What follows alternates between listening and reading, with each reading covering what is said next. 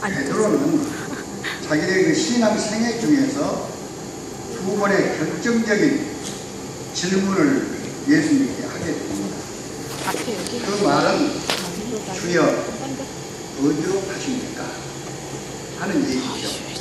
첫 번째는 예수님이 그 유월절을 준비하시면서 제자들에게 이제 헤어질 것을 예고하시면서 여러 가지 강조를 하고 있습니다. 그때 베드로 선생님 왜 그러십니까?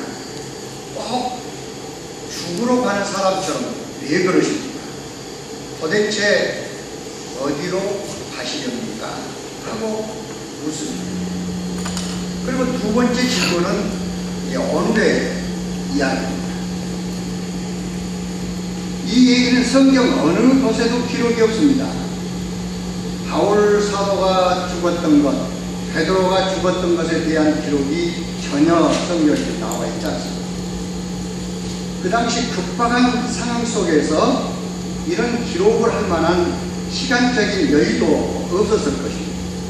죽음이 예고된 곳, 사형 집행을 대기하고 있는 그 현장에서 성경은 베드로나 바울이 어떻게 죽었고 어떻게 말했고 하는 것을 기록할 만한 그런 자료가 남아있지 않았을 거다, 그렇게 생각을 해볼 수가 있습니다.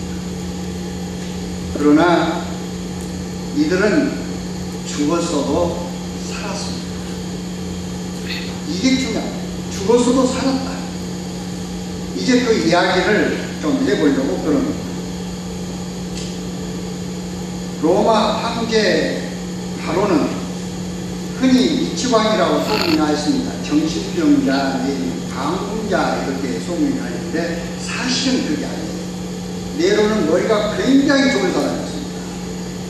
그 다음에 이는 아주 정치적인 통치력이고 그리고 원대한 도시를 가꿀 그런 꿈상을 가지고 있었어요. 시도 짓고 그림도 그리고 도예기를 자기 몸소 구상해가지고 새로운 도시를 건설하고자 하는 계획에 부풀어있던 사람입니다. 그런데 이것을 해보려니까 거리낀 것이 많죠. 그래서 부하들을 시켜서 로마 시내에 불을 지르게 합니다. 타서 없어져 버리면 일하기가 쉽겠죠. 전두환이가 정권 유지를 위해서 강주 사건을 일으켜서 사람들 많이 죽이죠. 이런 것과 비슷한 것이 있습니다. 그래서 정치하는 지도자들은 꼭 그런 것만 배운 것 같아요. 저도 이것 좀 배워가지고 저기 서울에 가서 한번 해볼까 그런 생각입니다. 그런데 언론들이 규탄을, 야 그렇지만 아무리 그런다고 도에게다 불을 지를 수 있느냐 그랬더니 네로가, 머리 좋은 네로가 핑계를 했는데 뭐라고 했습니까? 기독교인들이 불을 질렀다. 이 사람들한테 이렇게 뒤집어 씌우죠. 예수 믿는 사람들이 불을 질렀다. 그래서 이 사람들을 죽이고 잡아가는 박해를 시작합니다. 그래서 경기장, 여기 그 유다배를 보셨으면 알겠습니다만 그 전차 경기장, 거기가 바로 이들의 그 사형장입니다. 거기서 사자에게 주고 곰에게 주고 창으로 찔러 죽이고 별의별 짓을 다 하면서 거기서 죽였습니다. 그러면서 관중들은 즐기도록 현혹하고 자기는 자기의 정권 유지를 연습하는 그런 효과를 얻었습니다. 근데 중요한 건 백성, 국민은 죽어도 지도자는 살아야지요. 신자는 죽어도 사도는 살아야지요. 그래야 사도가 살아야 다음에 또 전도해서 교회를 만들 수 있지 않겠습니까? 그래서 바울은 필신하기로 작정을 합니다. 이제 로마에서 박해를 피해 도망을 갑니다. 어디로? 카다콤베, 지하 무덤을 통해서 거기서 살다가 좀 조용해질 때 지중해로 도망가기 위해서 어린아이 손을 잡고 지금 가고 있습니다. 그때 돌연 예수 그리스도가 나타났습니다. 황급히 주님께 묻습니다. 쿠어바디스 도미네, 주여 어디로 가시렵니까? 아마도 베드로는 도망가는 자기를 인도해 주시는 줄로 착각했을 수도 있었습니다. 베드로가 계획하는 의도를 우리 주님이 이해하시고 박해가 끝나기를 기다렸다가 베드로를 다시 로마로 보내서 새로운 선교를 시작하시고자 하시는 주님의 뜻이라고 생각했을 수도 있었습니다. 무지무지 반가웠을 것입니다.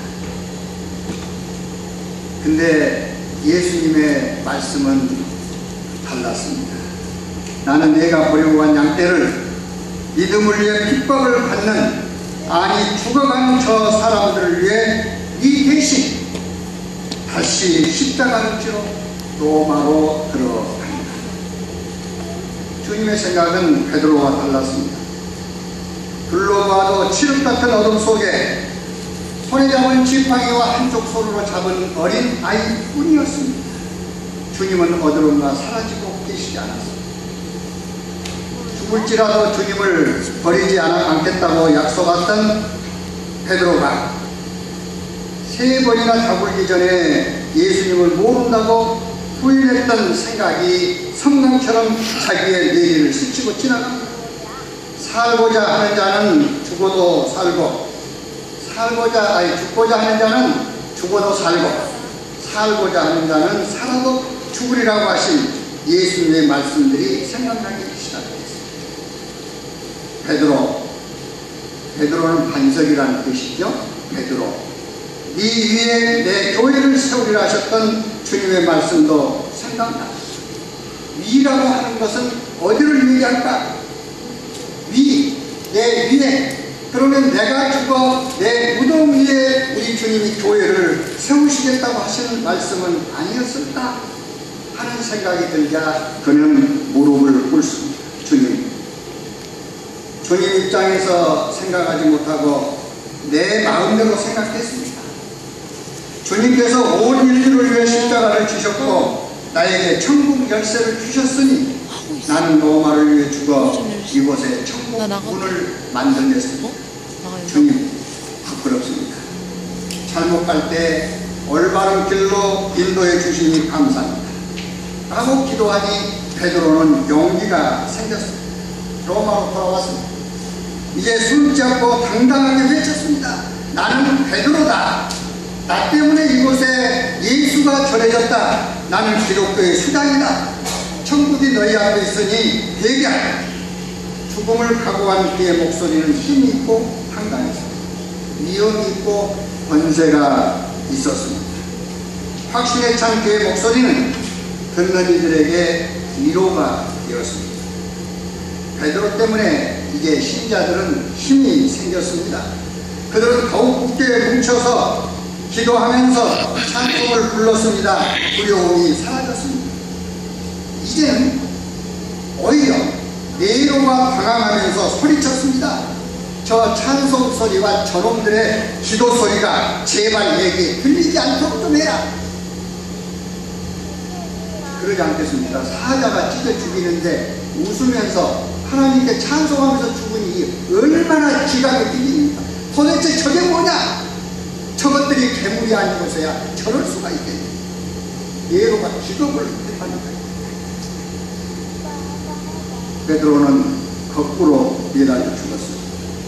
그의 시체도 다른 시체들과 함께 아무렇게나 땅속에 내장되고 말았습니다.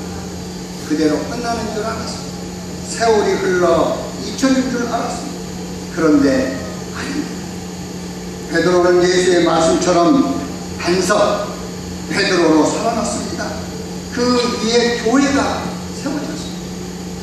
그의 시체는 베드로 성당 강대상 바로 앞 지하에 밀랍 인형을 해서 지금 묻혀 있습니다. 살아났어요. 그리고 천국에 들어가고자 하는 자들이 천국 열쇠를 가진 베드로 성당에 모여서 지금도 끊임없이 예배를 드려주고 있음을 우리는 유념해서 봐야 필요가 있습니다. 살고자 했던 자들은 다 죽었습니다. 그러나 죽고자 했던 베드로, 안드레, 요한, 그리고 바울은 소아시아 곳곳에 살아 수많은 성도들의 가슴 속에 지금도 역사하고 계심을 볼 수가 있었습니다. 오늘 우리에게 주는 이 모든 것들의 교훈은 이렇습니다.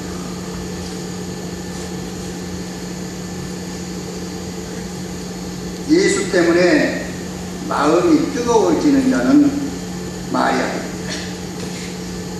주님, 무엇을 하시려고 하십니까? 이 시대, 지금 이곳에서 무엇을 하시기 원하십니까? 로마를 버리고 가는 베드로에게 너 대신 십자가를 지러 가셨던 주님이 오늘 우리 하산교회를 위해서 도대체 우리 주님 뭘 하시기를 원하십니까? 그걸 물어봐야 된다고.